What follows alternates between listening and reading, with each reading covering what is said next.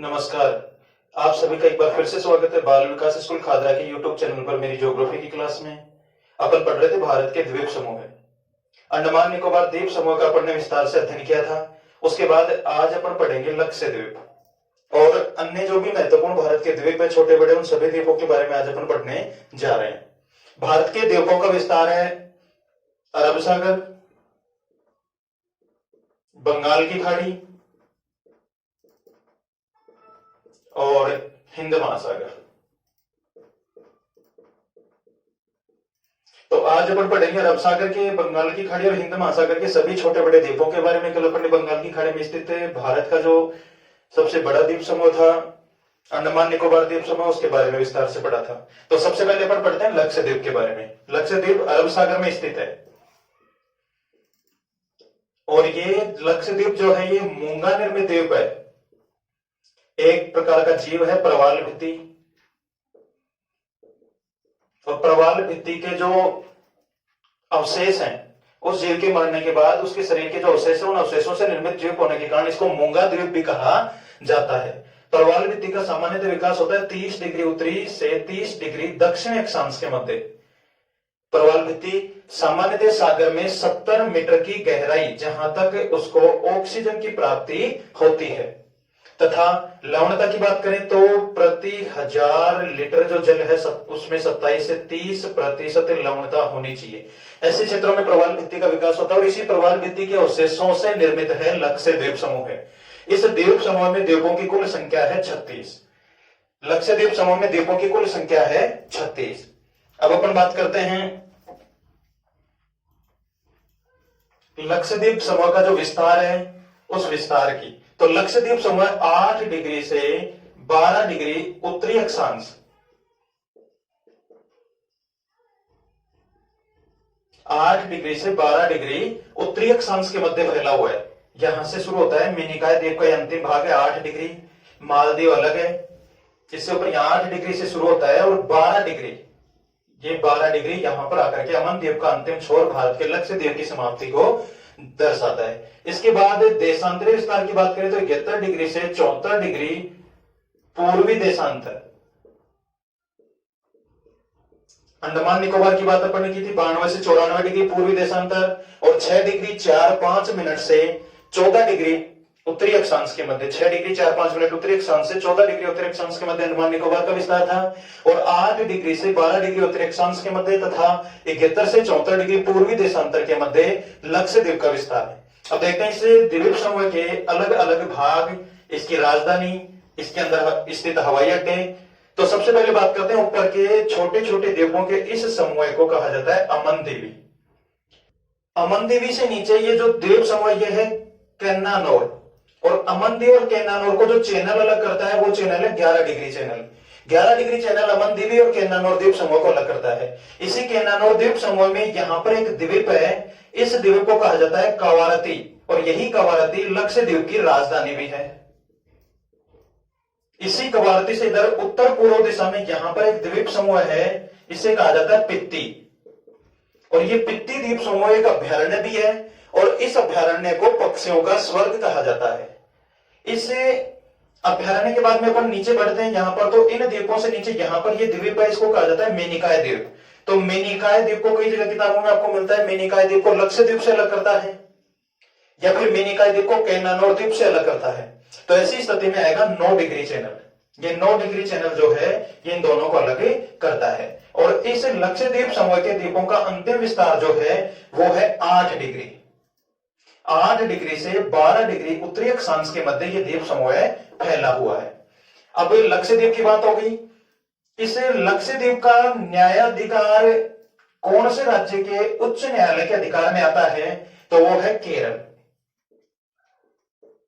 फिर दूसरी महत्वपूर्ण बात है, यहां पर जो लोग हैं वे लोग हैं सर्वाधिक केरल से बसाए गए मुस्लिम संप्रदाय के लोग। अब बात करते हैं अपन, गुजरात के पास एक नदी आती है नर्मदा। इस नर्मदा नदी के मुहाने पर तट पर 2 द्वीप स्थित हैं, केडियावेट और एलियावेट। केडियावेट और एलियावेट दोनों ही गुजरात की सीमा पर नर्मदा नदी के मुहाने पर स्थित है।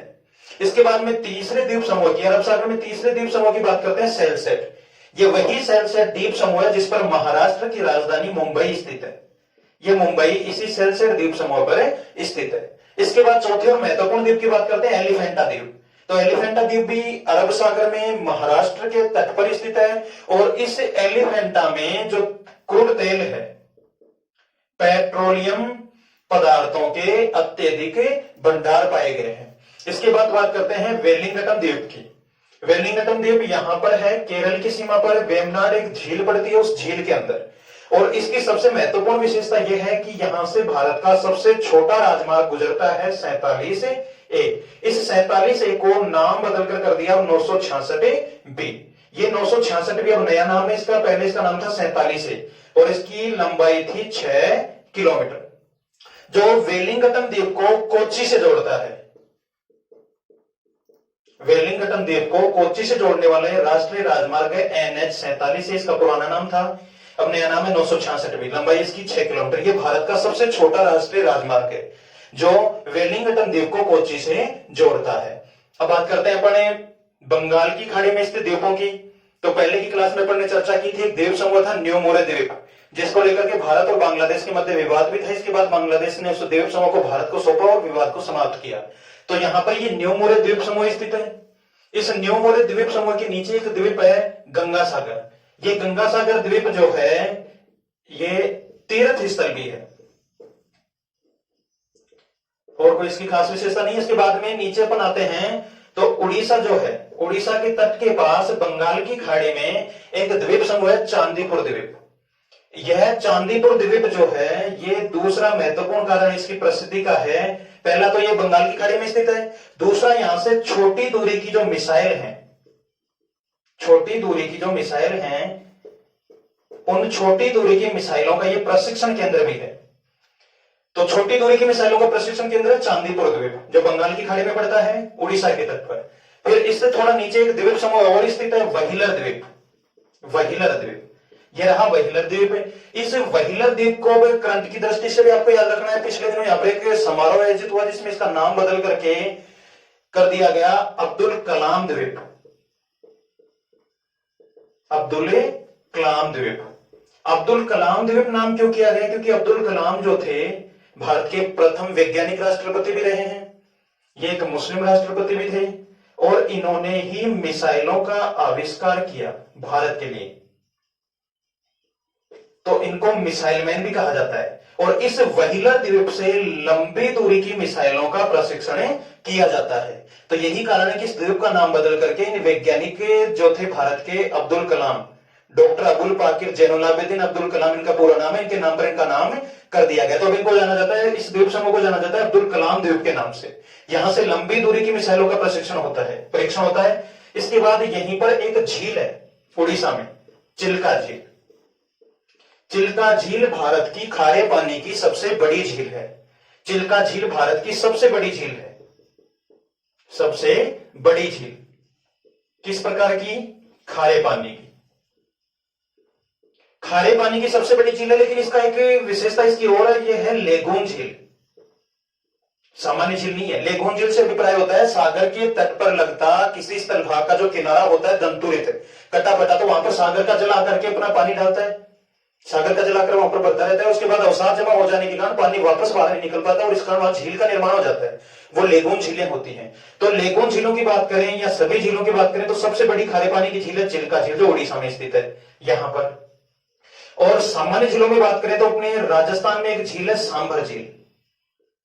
यह संपूर्ण भारत की खारे पानी की सबसे बड़ी झील है और वर्तमान समय में नमक उत्पादन की दृष्टि से भी सबसे बड़ी झील है सांभर झील। प्रथम स्थान इसी सांभर झील का है जो हमारे राजस्थान में स्थित है।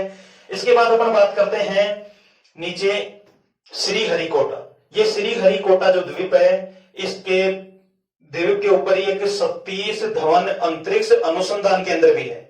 अभी अपन ने बात की चांदीपुर द्वीप की, तो चांदीपुर द्वीप से तो छोटी दूरी की मिसाइलों का परीक्षण होता था, वहीलर द्वीप से लंबी दूरी की मिसाइलों का परीक्षण होता था, और श्रीहरिकोटा द्वीप जो है यहां से होता है उपग्रह का प्रक्षेपण। उपग्रह यहीं से छोड़े जाते हैं। तो श्रीहरिकोटा द्वीप के बाद में अपन नीचे आते हैं श्रीलंका, जो भारत का पड़ोसी देश है। इसकी स्थलीय सीमा भारत को स्पर्श नहीं करती है। तो यहीं पर इसकी स्थलीय सीमा भारत को स्पर्श नहीं करती है। तो इस भाग में ऊपर की तरफ की जो खाड़ी है, खाड़ी वह है जहां पर किसी जल राशि को तीन ओर से स्थल भाग घेरता है, यानी जल राशि जो तीन ओर से स्थल से घिरी हुई है तो उस भाग को कहते हैं खाड़ी। तो यहां पर ऊपर की तरफ वाला ये जो भाग है इसको तो कहते हैं पाक की खाड़ी, पाक की खाड़ी। और इस पाक की खाड़ी में यहां पर एक द्वीप है जिसे कहते हैं पंबन द्वीप। कौन सा द्वीप है? पंबन द्वीप। तो पाक की खाड़ी में स्थित पंबन द्वीप जिस पर भारत का अधिकार है और यहीं पर राम सेतु है, राम सेतु। इसे भारतीय लोग तो कहते हैं राम सेतु, भारतीय लोग। और इसका पता नासा द्वारा लगाया गया है और नासा ने इसको नाम दिया है आदम का पुल। यानी नासा ने भी स्वीकार किया है कि यहां पर एक ऐसी प्रतिकृति है सागर में निर्मित जो इस भाग को, जो श्रीलंका है वर्तमान में, भारत से जोड़ने का काम करती है। और इसे नासा ने नाम दिया आदम का पुल। और इसी आदम के पुल को हम भारतीय कहते हैं राम सेतु। इसके बाद यहां पर एक छोटा द्वीप और था नीचे, कन्याकुमारी से थोड़ा सा आगे रामेश्वरम, रामेश्वरम स्थान यहां पर है। और यहां पर इसको कहा जाता था विवेकानंद रॉक, जहां पर स्वामी विवेकानंद ने तपस्या की थी भारत भ्रमण के दौरान, जो सुनामी के दौरान समुद्र में जलमग्न हो गया। विवेकानंद रॉक के नाम से जिसको जाना जाता था। अब बात करते हैं पर भारत की समुद्री सीमा के विस्तार की, यानी समुद्र में भारत का अधिकार क्षेत्र कहां तक है। तो अधिकार क्षेत्र की अपन बात करते हैं, भारत के अधिकार क्षेत्र की, तो ये जब किसी स्थल भाग का जो तट होता है वो ऐसे दंतुरित होता है, असमान होता है, तो उसके लिए आधार रेखा निर्धारित कर दी जाती है। यानी इससे पीछे का स्थल भाग मानकर यहां से आधार रेखा मान ली जाती है और आधार रेखा से ही समुद्र के अधिकार क्षेत्र की गणना की जाती है। तो भारत के अधिकार क्षेत्र वाली जो रेखा है उसका निर्धारण किया गया तमिलनाडु के तट से। अब तमिलनाडु के तट के बाद में आगे पर बात करते हैं, तो यहां पर ये 12 नॉटिकल मील संपूर्ण भारत के इधर वाला ये जो क्षेत्र है, यह आधार रेखा जहां से असमान ये क्षेत्र दंतुरित है, कटाफट है, तो ये 12 नॉटिकल मील ये विस्तार है सागरीय सीमा का, जिसमें भारत को सभी तरह के कार्य करने का अधिकार है। संपूर्ण कार्य गतिविधियां भारत यहां पर कर सकता है। इसके बाद में आगे 12 नॉटिकल मील, कई किताबों में आपको 24 लिखा हुआ मिलेगा, तो 24 में ये 12 भी ऐड है, यानी वास्तविक विस्तार इसका भी कितना है 12 नॉटिकल मील। और यहां से तट से अपन बात करें आधार रेखा से, तो इसका विस्तार है 24 नॉटिकल मील। इस क्षेत्र में भारत को केवल क्या करने का अधिकार है? साफ सफाई रखने का। अपने लिए कोई भी दूसरा देश यहां से अगर आता है जाता है परिवहन के लिए या व्यापार के लिए उपयोग करता है तो कर आदि इकट्ठा करने का। और इसके बाद में यहीं से आधार रेखा से यहां तक 200 नॉटिकल मील, वास्तविक विस्तार है 176 नॉटिकल मील। इस क्षेत्र में भारत को अपने लिए नए द्वीप निर्मित करने का, भारत को अपने शोध केंद्र स्थापित करने का, शोध केंद्र स्थापित करने का, यहां से तेल, क्रूड तेल, खनिज वगैरह जो भी प्राप्त होते हैं उनके शोधन का, दहन का अधिकार प्राप्त है। तो इस प्रकार भारत की समुद्री सीमा का विस्तार है। आधार रेखा से 12 नॉटिकल मील, फिर यहां से आधार रेखा से 24 नॉटिकल मील दूसरा विस्तार है, और यहां से ये 176 नॉटिकल मील का जो विस्तार है इसको कहा जाता है अनन्य आर्थिक क्षेत्र, अनन्य आर्थिक क्षेत्र।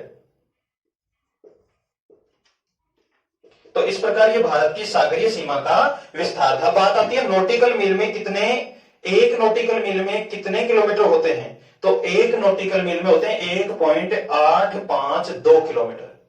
तो इस प्रकार अपन किलोमीटर में भी इस दूरी को ज्ञात कर सकते हैं। सागरीय दूरी जो है ये नॉटिकल मील में मापी जाती है। ये 12 नॉटिकल मील है, तो एक नॉटिकल मील में होता है 1.852 किलोमीटर।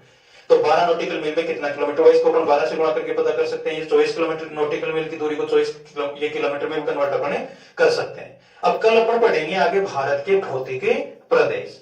आज की क्लास में बस इतना ही। आप सभी का धन्यवाद। जय हिंद।